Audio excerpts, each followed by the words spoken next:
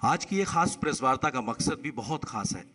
हम सभी जानते हैं कि देश अमृत काल में प्रवेश कर चुका है और विकसित भारत के कदम तेज गति से आगे बढ़ रहे हैं। विकसित भारत के कदम तेज गति से जिस तरह से आगे बढ़ रहे हैं, लेकिन जहां आधुनिकता के साथ भारत विकसित हो रहा है, तो वहीं हिंदुस्तान अपनी संस्कृति और विरासत को सहेजने के प्रयास भी लगातार जारी रखे हुए है। आज की ये बेहद महत्वपूर्ण प्रेस वार्ता आज़ादी के अमृत महोत्सव से जुड़ी कुछ महत्वपूर्ण व रोमांचक जानकारी साझा करने के लिए है।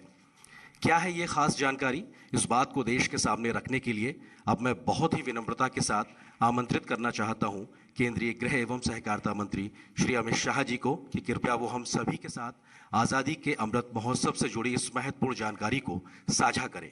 माननीय श्री अमित शाह जी। मित्रों, आप सभी का आज की इस प्रेस वार्ता में स्वागत है। जैसा कि आप सभी जानते हैं, आज़ादी के अमृत महोत्सव के अवसर पर देश के प्रधानमंत्री जी 28 मई को संसद का नवनिर्मित भवन राष्ट्र को समर्पित करेंगे। एक प्रकार से ये नया संसद भवन प्रधानमंत्री जी की दूरदर्शिता का प्रमाण है, जो नए भारत के निर्माण में हमारी सांस्कृतिक विरासत, परंपरा और सभ्यता को आधुनिकता से जोड़ने का एक सुंदर प्रयास है। इस नई संरचना को रिकॉर्ड समय में बनाने के लिए करीब करीब 60,000 के आसपास श्रम योगियों ने अपना योगदान दिया है। इस अवसर पर प्रधानमंत्री जी ये सभी श्रम योगियों का सम्मान भी करेंगे। इसके साथ साथ एक और महत्वपूर्ण घटना होने जा रही है, जिसकी आपको सूचना देने के लिए आज मैं यहां उपस्थित हुआ हूं। इस अवसर पर एक ऐतिहासिक घटना पुनरावर्तित हो रही है। एक ऐतिहासिक परंपरा पुनर्जीवित भी हो रही है। अभी स्क्रीन पर आप एक सुंदर वस्तु को देख रहे हैं। राजसी लगती है वस्तु, इसके पीछे युगों से जुड़ी हुई एक परंपरा छिपी है। इसको तमिल में सेंगोल कहा जाता है और इस शब्द का अर्थ संपदा से संपन्न और ऐतिहासिक है। आज मैं आप सभी को इसको साझा करने के लिए यहां पर उपस्थित हुआ हूं। यह एक हमारी बहुत पुरानी सभ्यता से जुड़ी हुई प्रथा है, जिसकी गहरी जड़ें देश की परंपराओं में समाहित है। आजादी के अमृत महोत्सव में प्रधानमंत्री जी ने जो कुछ लक्ष्य तय किए थे, उसमें एक लक्ष्य हमारी ऐतिहासिक परंपराओं का सम्मान और उसका पुनर्जागरण भी था। ये सेंगोल उसी लक्ष्य की परिपूर्ति के लिए आज मैं आपके सामने इसकी इंफॉर्मेशन को लेकर आया हूं। ये घटना जुड़ी है आजादी की क्षण के साथ। 14 अगस्त 1947 की रात को एक बहुत महत्वपूर्ण ऐतिहासिक और अनोखी घटना ने आकार लिया था, जिसकी 75 साल के बाद आज देश के अधिकांश नागरिकों को जानकारी नहीं है।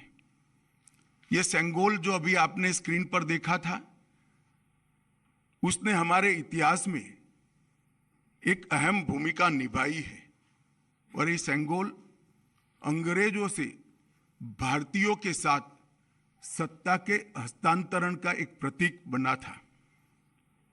इस घटना के ऐतिहासिक महत्व को जानने के बाद आप सभी को आश्चर्य होगा कि इतने सालों तक ये हमारे सामने क्यों नहीं आई। जब इसकी जानकारी प्रधानमंत्री जी को मिली, इस पर गहराई से विचार करने के बाद प्रधानमंत्री जी ने इसकी गहन जांच के आदेश दिए और फिर निर्णय लिया कि गौरवमयी प्रसंग को ध्रुव तारे के समान, परंपराओं के ध्रुव तारे के समान देश के सामने रखना चाहिए। इसीलिए हमारे नए संसद भवन के लोकार्पण के दिन को चुना गया। अब मैं थोड़ा इस घटना के बाद में आपको बताऊंगा। 14 अगस्त 1947 की रात को लगभग 10:45 पर पंडित जवाहरलाल जी के ने विशेष रूप से तमिलनाडु से आए हुए अधिनम से सेंगोल को स्वीकार किया था। उन्होंने इसे अंग्रेजों से भारत को सत्ता प्राप्त करने के प्रतीक के रूप में पूर्ण विधि विधान के साथ स्वीकार किया था। पंडित नेहरू ने 14 अगस्त की रात को अपने निवास पर कई नेताओं की उपस्थिति में सेंगोल स्वीकार कर सत्ता के हस्तांतरण की प्रक्रिया को एक प्रकार से पूरा किया था, जिनमें श्री राजेंद्र प्रसाद भी थे, जो बाद में हमारे राष्ट्रपति बने। ये घटना क्यों और कैसे हुई, हम सब जानते हैं कि सन 47 में भारत को आजादी देने का जब निर्णय हुआ, तब लॉर्ड माउंटबेटन को ये प्रक्रिया को निर्विघ्न समाप्त करने के लिए भारत के वाइसरॉय बनाकर भेजा गया। जब ये प्रक्रिया करने का समय आया, तब लॉर्ड माउंटबेटन, क्योंकि इंग्लैंड से आते थे, इनको हमारी सांस्कृतिक और पारंपरिक व्यवस्थाओं की जानकारी नहीं थी। उन्होंने पंडित जवाहरलाल नेहरू जी को ये प्रश्न किया कि ब्रिटिश से भारतीयों के हाथ में सत्ता का हस्तांतरण के प्रतीक के रूप में कौन सा विशिष्ट परंपरागत समारोह का आयोजन किया जाना चाहिए। पंडित जी भी कंफ्यूज थे। उन्होंने थोड़ा समय मांगा और कहा कि मैं साथियों से चर्चा कर आपको इसके बारे में जानकारी दूंगा।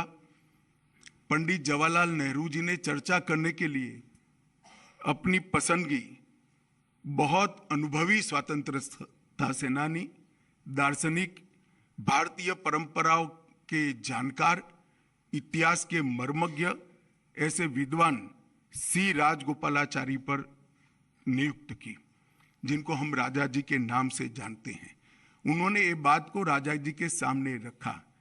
राजा जी ने अनेक पुराने ग्रंथों का अभ्यास कर, अनेक प्रक्रियाओं को स्टडी कर साम्राज्यों के समय में सत्ता के हस्तांतरण की प्रक्रिया का एक सटीक इतिहास रेखांकित कर इस सेंगोल की प्रक्रिया को चिन्हित किया और पंडित नेहरू को बताया कि हमारे यहाँ हमारी परंपरा में इस सेंगोल के माध्यम से सत्ता के हस्तांतरण की प्रक्रिया को अधिकृत किया गया है। और इस प्रकार ये प्रक्रिया तय हुई और पंडित नेहरू ने पवित्र सेंगोल को तमिलनाडु के अधिनम से स्वीकार कर अंग्रेजों से भारतीयों के हाथ में सत्ता के हस्तांतरण को आकार दिया। वही क्षण था जब पंडित नेहरू ने सेंगोल को स्वीकार किया, जब हम जिसको स्वतंत्रता कहते हैं, इसका सटीक स्तन था। इस अनुष्ठान का उद्देश्य इस तथ्य का स्वीकारीकरण है कि भारत में विदेशी शासन भारत के लोगों के पास एक ऐसी आध्यात्मिक प्रक्रिया से आई जो प्राचीन और भारत की सुदृढ़ परंपरा है। पंडित नेहरू ने इस अनुष्ठान के संपादन के लिए दक्षिण के मठाधिपति को स्वीकार कर आगे चले, जिससे पता चलता है कि उनका उद्देश्य भारत की भावात्मक एकता और आध्यात्मिक एकीकरण का था। सेंगोल के अर्थ और इतिहास में थोड़े डिटेल में जाते हैं तो सेंगोल का अर्थ बड़ा गहरा है। सेंगोल शब्द तमिल भाषा के सेम्मई शब्द से बना गया है। इसकी व्युत्पत्ति सेम्मई से आती है, जिसका अर्थ और भाव नीति परायणता से है। यह एक तमिलनाडु के प्रमुख धार्मिक मठ के महंतों द्वारा ये सेंगोल जो आप अभी देख रहे हैं स्क्रीन पर, ये अभिमंत्रित है। गंगा जल से उसको पवित्र किया गया है। इस पर पवित्र नंदी अपना अटल दृष्टि और स्थिरता के साथ विराजमान है। और ये जो सेंगोल है वो चोला साम्राज्य के समय से, मतलब 8वीं शताब्दी से चली आ रही हमारी अपनी भारतीय सभ्यतागत प्रथा का एक अनुसरण करने के लिए ये प्रथा को बना दिया गया था। आप सभी जानते हैं चोला साम्राज्य सदियों से हमारे उपमहाद्वीप में एक महत्वपूर्ण साम्राज्य रहा, जिसने 21 राजाओं ने बड़े लंबे अरसे तक 800 साल से ज्यादा समय तक इस देश के एक महत्वपूर्ण हिस्से पर शासन किया। सबसे महत्वपूर्ण बात यह है कि सेंगोल जिसको प्राप्त होता है, इसके पास से न्यायपूर्ण और निष्पक्ष शासन की अपेक्षा रखी जाती है और एक प्रकार से न्यायपूर्ण और निष्पक्ष शासन करने का आदेश उसको मिलता है, जिसे तमिल में आणई कहते हैं। और इस सेंगोल को प्राप्त करने की घटना को आजादी के समय विश्व भर के मीडिया ने इसका जिक्र भी किया है, इस पर वृत्तांत भी प्रकट किए हैं। टाइम मैगजीन ने बहुत ज़्यादा ग्राफिक्स के साथ इसको रिपोर्ट किया। भारत के भी सभी अखबारों ने इसको यथोचित सम्मान दिया था। आप सेंगोल की वेबसाइट पर मीडिया रिपोर्ट की एक फिल्म भी बाद में देख सकते हैं। 1947 अगस्त के बाद सेंगोल सबकी आंखों से ओझल हो गया, इसको भुला दिया गया।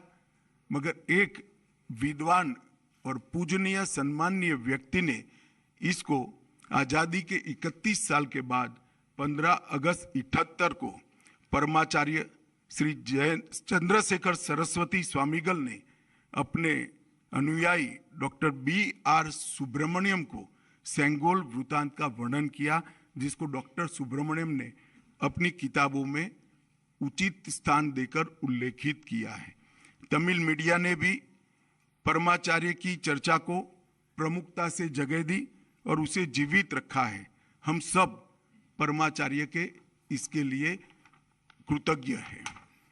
दिलचस्पी की बातें हैं कि तमिलनाडु सरकार ने भी इस भूमिका को गर्व के साथ प्रकाशित किया है। यह 2021-22 का HRC पॉलिसी नोट जो अभी आप स्क्रीन पर देख रहे हैं उसमें दर्ज है। इस पर पैरा 24 में इसकी प्रक्रिया को ढंग के साथ वर्णित किया गया है।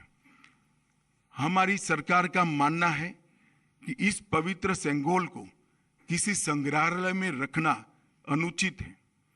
सेंगोल की स्थापना के लिए संसद के भवन से अधिक उपयुक्त और पवित्र और उचित स्थान कोई हो ही नहीं सकता।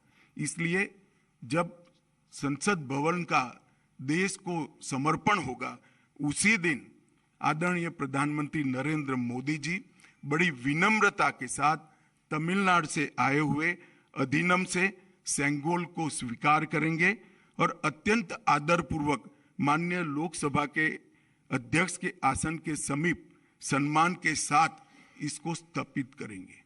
मैं मानता हूं कि भारतीय परंपराओं से जुड़ने का एक विरल और महान क्षण होगा। नए भारत को हमारी परंपराओं के साथ, हमारे इतिहास के साथ और हमारे अध्यात्म के साथ उसी क्षण से एक नया अनुसंधान होगा। सेंगोल की स्थापना 1947 की भावनाओं को फिर से एक बार अविस्मरणीय बनाएगी। यह सेंगोल जो है असीम आशाएं, अनंत संभावनाएं और एक मजबूत, स्वतंत्र और समृद्ध राष्ट्र के निर्माण का संकल्प है। यह अमृतकाल का प्रतिबिंब होगा जो भारत को अपने विश्व में यथोचित स्थान ग्रहण के लिए गौरवशाली क्षण का साक्षी बनेगा। यह ऐतिहासिक योजना अधिनियम के अध्यक्षों से विचार विमर्श कर बनाई गई है। यह सभी 20 अधिनियम के अध्यक्ष इस शुभ अवसर पर उपस्थित रहेंगे, जो प्रधानमंत्री जी को सेंगोल अर्पण करेंगे और इस पवित्र अनुष्ठान की पुनस्मृति में अपना आशीर्वाद भी प्रदान करेंगे। इसके लिए मैं उनके प्रति आभार व्यक्त करता हूं। और एक बहुत हर्ष की बात है कि 14 अगस्त 1947 की प्रक्रिया में जो स्वयं उपस्थित थे, वो 96 साल के मुम्मिडी बंगारू चेट्टी भी इस कार्यक्रम में सम्मिलित होने वाले हैं। उनका आशीर्वाद भी इस कार्यक्रम को मिलेगा। यह घटना का दूरदर्शन और दी हुई लिंक से सभी मीडिया के माध्यमों से जीवंत प्रसारण देश भर के दर्शकों के लिए, नागरिकों के लिए भी होगा। और अब हम एक डिटेल फिल्म ये पूरी प्रक्रिया पर सांस्कृतिक विभाग ने बनाई है, इसको देखेंगे।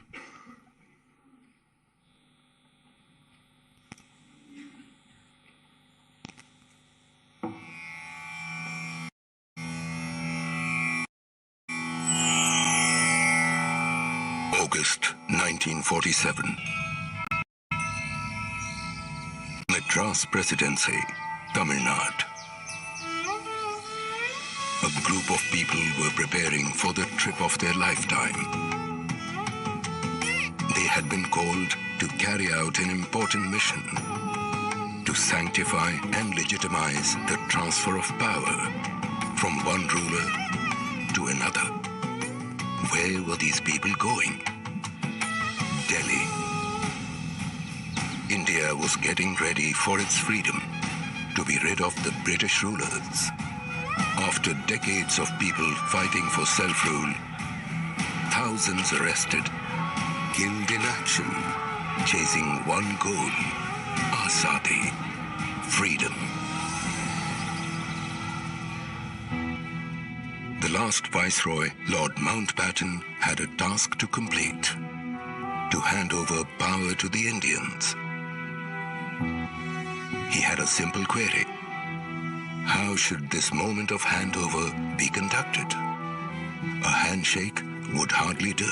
What is the symbolism that should be adopted for the moment? He posed this question to Pandit Jawaharlal Nehru. A good question, something that needed thought.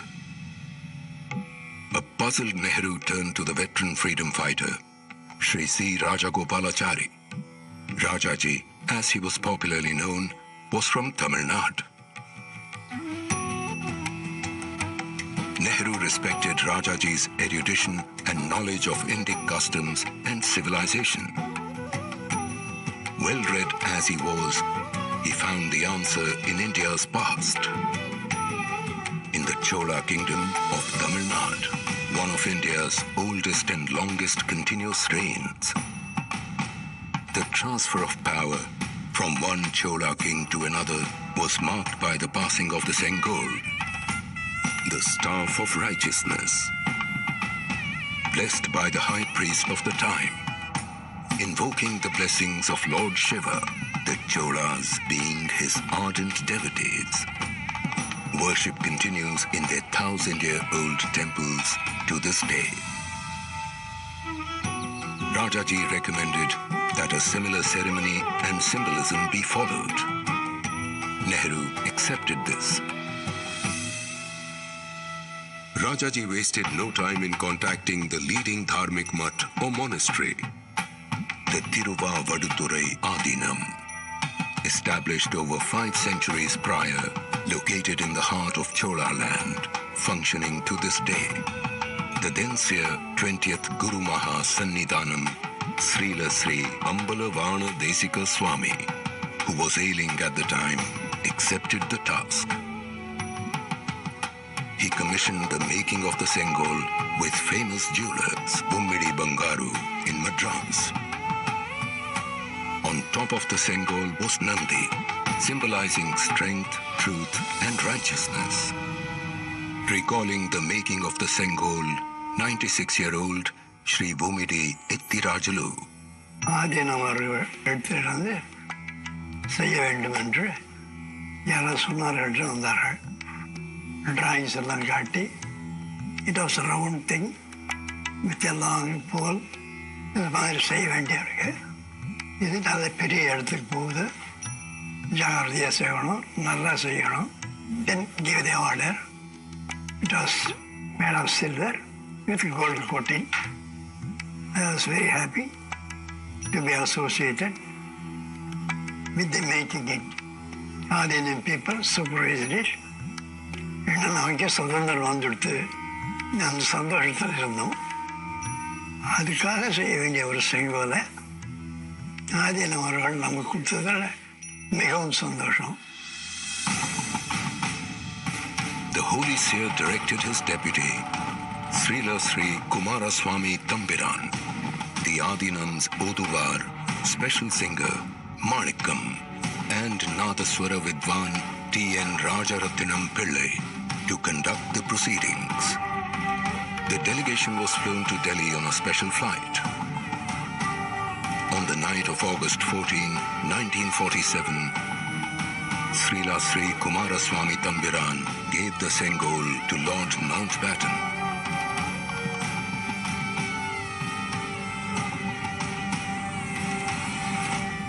Who handed it back to him. The Sengol was purified with holy water. It was taken in procession to Pandit Jawaharlal Nehru. The Oduvar sang verses from the Kollara Padigam, hymns from the Thevaram, composed by the Tamil saint Tirunjana Sambandar. The sannyasi wrapped Nehru in the Pitambaram and handed over the Sengol.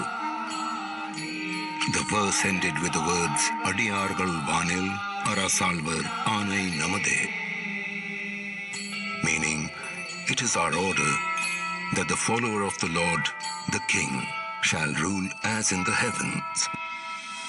Thus the transfer of power to rule the nation happened with a symbol as per civilization practice from 1,000 years ago, in a remarkable integration of the South and the North, commemorating the birth of the nation as one. Nehru accepted the Sengol in the presence of Sri Rajendra Prasad, who later became the first president of India. This event was reported in local and international media. Time magazine of 25th August 1947 carried the report.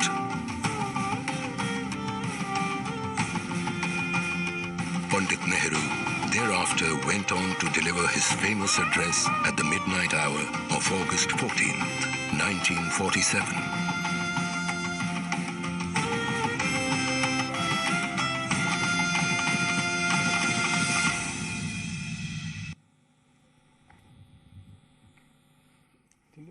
Sengol के बारे में जैसा हम सभी ने देखा, ये बेहद महत्वपूर्ण सूचना, और इसके बाद में अब सेंगोल से जुड़ी हुई वेबसाइट को भी आज लॉन्च किया जाएगा।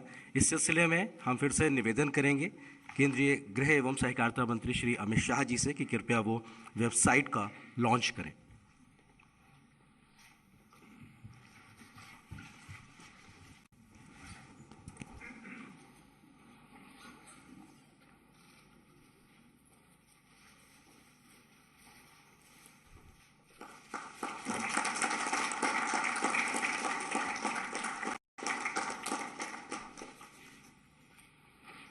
बहुत बहुत धन्यवाद, शुक्रिया माननीय गृह एवं सहकारिता मंत्री जी, इस महत्वपूर्ण कार्यक्रम के बारे में जानकारी देने के लिए, वेबसाइट लॉन्च करने के लिए। अब सेंगोल से जुड़ी तमाम जानकारियां आप मीडिया बंधुओं के साथ भी साझा की जाएंगी। आप मीडिया बंधुओं को उपलब्ध कराई जाएगी जानकारी में सेंगोल के बारे में प्रेस विज्ञप्ति, मीडिया डॉकेट, पृष्ठभूमि के बारे में जानकारी, अक्सर पूछे जाने वाले प्रश्न यानी FAQs। इसके अलावा सेंगोल के आधीनमों और स्वर्णकार श्री भूमिडी जी के प्रवास की जानकारी भी दिल्ली के बारे में वो आपको उपलब्ध कराई जाएगी। और आज की इस प्रेस वार्ता में माननीय गृह मंत्री जी द्वारा सेंगोल के बारे में शुरुआती जानकारी साझा करने के बाद अब आप मीडिया बंधुओं से कुछ सवालों को भी आमंत्रित किया जा रहा है। इस सिलसिले को आगे बढ़ाने के लिए अब मैं आमंत्रित करता हूं पत्र एवं सूचना कार्यालय के प्रधान महानिदेशक श्री राजेश मल्होत्रा जी को। एक सेकंड, पहले मेरा निवेदन है कि इसी प्रक्रिया के बारे में ही सवाल करिए।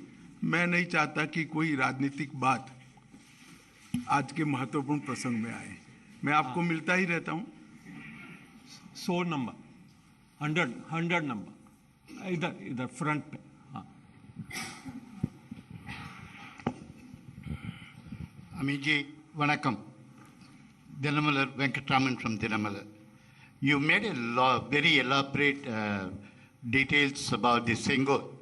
It's not only from Chola kingdom, it's the rulers of Tamil Nadu, Pandya, Chera Chola Pandya, everybody was using the Senghol when transits of power. And also indicate how a king has to rule the country, which indicates to the people of the entire southern India. Now, the southern India people have shut the door for the BJP for the. चलिए मैं समझ गया, हो गया आपका सवाल। Next. और sir वो आपका कोई रिएक्शन नहीं है क्या सर? चलिए, मैंने कहा ना आज राजनीति की चर्चा नहीं करनी है भाई। आप इतना सुनकर भी इतने सन्नीय पत्रकार होकर करते हैं। सर, आपने जिस तरह से बताया कि 1947 में पंडित नेहरू देश के प्रथम प्रधानमंत्री ने पवित्र सेंगोल को सत्ता हस्तांतरण के प्रतीक के रूप में स्वीकार किया था। अब 28 मई को प्रधानमंत्री नरेंद्र मोदी जी उसी को देश के सामने रखेंगे। गर्व का क्षण होगा और इस क्षण पर सभी को गर्वान्वित होना चाहिए, सबको उपस्थित रहना चाहिए पूरे देश को भावनाओं के साथ, और जो सांसद हैं या वहाँ पर रहना चाहिए उपस्थित, इस क्षण को देश के सामने अपने आप को भावना प्रकट करने के लिए। नहीं, हमने तो भारत सरकार ने सबको विनंती किया है कि आप उपस्थित रहिए, सब अपनी अपनी भावना के अनुसार करेंगे। 90 सर, ये वही सिंगोल है जो जवाहरलाल नेहरू जी ने लिया था या नया बना है? और अगर नया है तो पुराना वाला कहाँ है? यही सिंगोल है जो जवाहरलाल नेहरू जी को दिया गया था जी। 69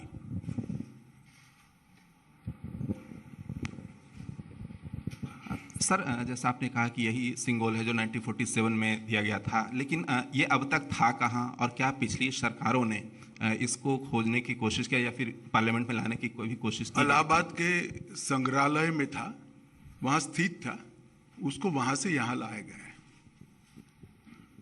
125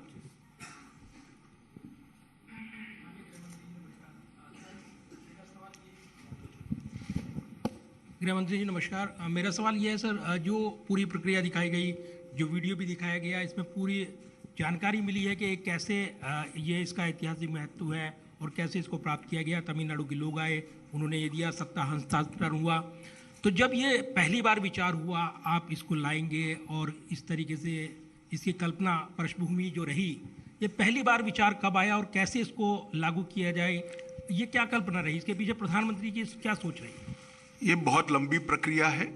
इसकी जानकारी मिलने के बाद, जैसा मैंने बात बताया, प्रधानमंत्री जी ने पूरे रिसर्च करने के ऑर्डर दिए और जब रिसर्च कर पूरी चीज तथ्य के साथ सामने आई, तब ये उचित माना गया कि जब संसद के नए भवन का निर्माण भी हो चुका है और उसका समर्पण भी हो रहा है राष्ट्र को, तो उसी वक्त उसको सम्मान के साथ हमारे लोकतंत्र के मंदिर में प्रस्तापित किया जाए। 91 सर नमस्कार, मैं आमिर हूँ न्यूज़ नेशन से। सवाल ये है कि आपने जैसे कहा कि देश से इसको छुपाया गया, इसके बारे में बताया नहीं गया। मैंने ऐसा नहीं कहा, देश को जानकारी नहीं है ऐसा कहा गया। छुपाया गया आपका शब्द है, आगे बोलिए। लास्ट क्वेश्चन 256 मैडम, आप लास्ट क्वेश्चन। सर मैं इधर 256 सर मैं ये पूछना चाहती हूँ कि इसको पुनर्स्थापित करने के पीछे क्या लक्ष्य है, और क्योंकि देश ने इतनी बड़ी परंपरा से अब तक अछूता रहा है, तो ये जन जन तक पहुंचे, तो इसके लिए क्या कुछ किया जाएगा? देखिए, लक्ष्य बहुत स्पष्ट उस वक्त भी था और आज भी स्पष्ट है, सत्ता का हस्तांतरण सिर्फ हाथ मिलाने से और एक दस्तावेज पर हस्ताक्षर करने से नहीं होता है। सत्ता का हस्तांतरण तब होता है जब सत्ता यहाँ की परंपराओं से चलेगी, यहाँ की परंपराओं के साथ जुड़ी रहेगी और हमारी संस्कृति के आधार पर, इसके मूल ढांचे पर नई आधुनिक जरूरियातों को ध्यान में रखते हुए चलेगी।